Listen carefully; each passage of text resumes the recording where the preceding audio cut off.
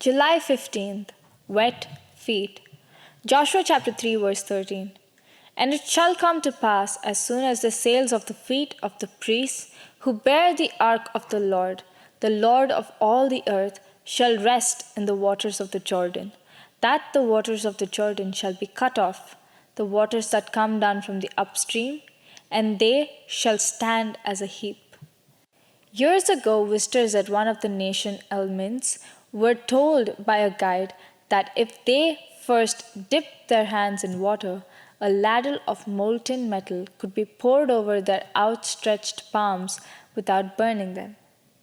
A husband and wife were part of this group. Perhaps you would like to try it, the guide said to the husband. The husband drew back sharply. No thanks, he said. I'll take your word for it. The mint employee turned to the wife. Would you like to try it? She replied. Certainly. She pulled up the sleeve of her blouse and thrust her hand into a bucket of water. Calmly, she held her hand out while the metal was poured over it. It's obvious that the husband believed at one level, but he wasn't willing to put his belief to that test. The wife believed on a completely different level. She was willing to take a risk. Joshua and his people also were faced with a risk.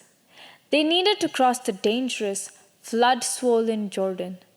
God had previously opened the Red Sea when the people had to cross it. But this time, the priests had to step into the water first and trust the Lord to open the way as they want. They had to get their feet wet and trust that God would honor their faith. Many Christians dislike taking risks. They want the way open before they move out for God. Often, He graciously honors their desire, but we must remember that a risk is only a risk if God doesn't go with you. We need to step out and trust that God will confirm our faith at the appropriate time. If your way seems blocked today, step forward by faith. Be willing to get your feet wet and then wait for God to respond. God honors wet feet, not cold feet. Amen.